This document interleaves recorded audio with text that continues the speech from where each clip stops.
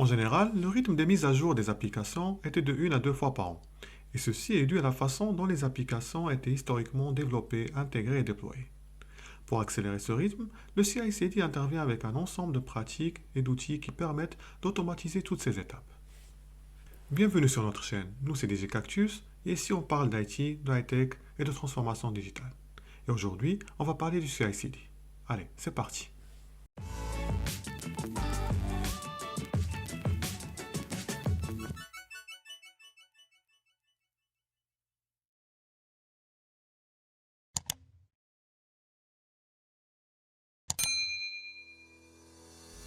L'approche CI/CD permet d'augmenter la fréquence de distribution des applications grâce à l'introduction de l'automatisation au niveau des étapes de développement. Les principaux concepts liés à l'approche CI/CD sont l'intégration continue et le déploiement continu. Plus précisément, l'approche CI/CD garantit une automatisation et une surveillance continue tout au long du cycle de vie des applications, des phases d'intégration et de test jusqu'à la distribution et déploiement. Ensemble, ces pratiques sont souvent désignées par l'expression pipeline CI/CD. Dans un projet, l'application est souvent découpée en plusieurs parties appelées microservices.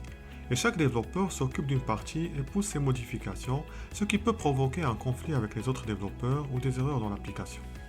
Pour éviter ça, ces modifications sont centralisées dans un outil de gestion de code, par exemple Git. D'ailleurs, vous pouvez voir notre capsule sur le sujet.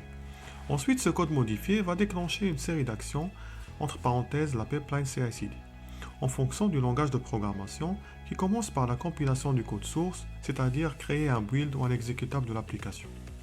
Ensuite, il va réaliser une série de tests pour vérifier que les modifications apportées n'introduisent pas d'erreurs dans le code source, par exemple test unitaire et test d'intégration. Puis un contrôle de qualité pour vérifier que la qualité du code n'est pas dégradée suite aux modifications. Si une des étapes tombe en erreur, la pipeline CI/CD plante et s'arrête et informe la team. Si en revanche tout se passe bien, le nouveau build est archivé et publié dans un Artifactory ou repository et sera prêt à être déployé. Maintenant, on va passer à l'étape suivante, le déploiement continu. Dans cette étape, nous allons déployer le build sur plusieurs environnements jusqu'à la production en effectuant plusieurs tests automatisés. Les tests d'intégration, de flux interapplicatifs, de charge et performance.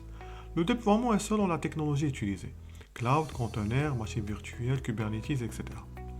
Il est possible de faire des constructions et déploiements d'infrastructures à l'aide de l'infra as code.